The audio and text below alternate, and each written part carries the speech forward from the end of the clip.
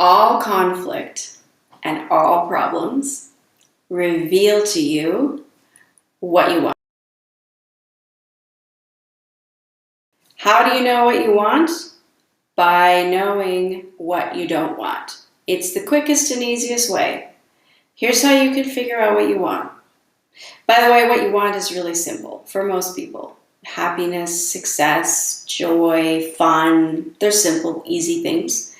But to figure it out, then all you have to do is look at what you don't want, what you don't like, the things that aggravate you, the pet peeves, the problems. If you look at those, opposite of them, now you figured out what you want.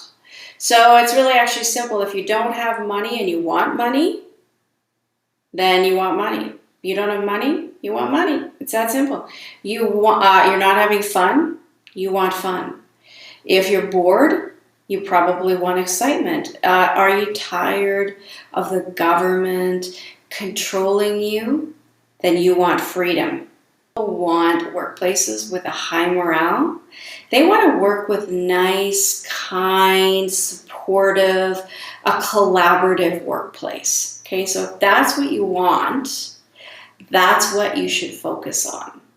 So that would mean you literally focus your attention on the kind, nice, friendly, collaborative people.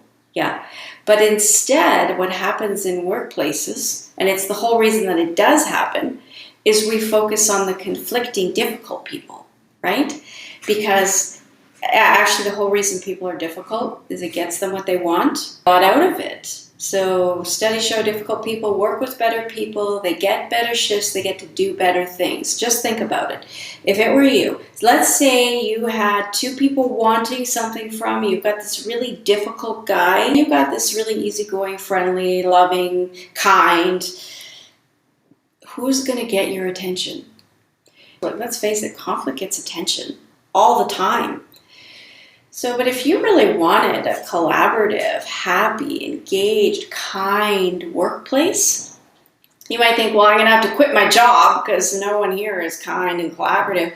Well, actually, maybe they are. Over here, you don't even know they're there. You don't notice. You can't appreciate the positive people, the kind people, the nice people. If you're so busy chasing around the difficult ones, right? Difficult person, what are you going to do about them? I mean, they're a problem, right? Whoa. Well, actually, maybe they're not. Maybe we're just calling them that. I mean, they want to be a problem and it's gotten them. It's created an energy dynamic that's getting them attention. Stop giving them attention, they might go away. You know, it's like the bully in the schoolyard. I remember them telling my son, they teach bullying in school now. Understand bullying behavior, but I have a feeling labeling people as bullies is not a good idea. Those kids have wonderful classmates, but all they're doing is focusing on the bullies. What about all those great kids? Because actually all that's there too.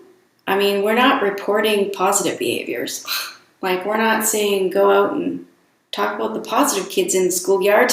And yet they're all over the place. I mean, chances are there's far more wonderful classmates, students, colleagues in your work than there are the difficult ones. But we keep on labeling the difficult behaviors in people and focusing on them. And if you want kindness, if you want compassion, then look around. Actually, it's right there. Like, you could literally be sitting next to one of the kindest, most compassionate people. And you might have sat next to them for 20 years. But you might not have noticed because you keep giving your attention to the ones who are so vocal and they know how to get it, right? The conflict. Instead, focus on that person's good qualities if you can. Take your attention off of that thing that they do that you don't like, because all it's doing is showing you what you do like. So what you do like, what do you like about that person? I mean, there's something good in everyone. And if you can't find something good in that person, I would reach for their strengths. I would reach for any sort of belief that you have in them. They're struggling. I mean, that's hard. I don't envy them. And then just turn your back to where you do want. Go hang out with those great people who love you. Go talk to those. I mean, it's all right in front of you. You got all this great stuff in your job right now. Like, you're not just getting paid, you're doing valuable work. You're learning skills that are a stepping stone to even better things. Every day you're showing up, you're saving a little bit of money, you're meeting people, learning stuff. You got all this great stuff going on in your work, but if you keep looking and talking about all the stress and the conflict, then you're going to miss all of that.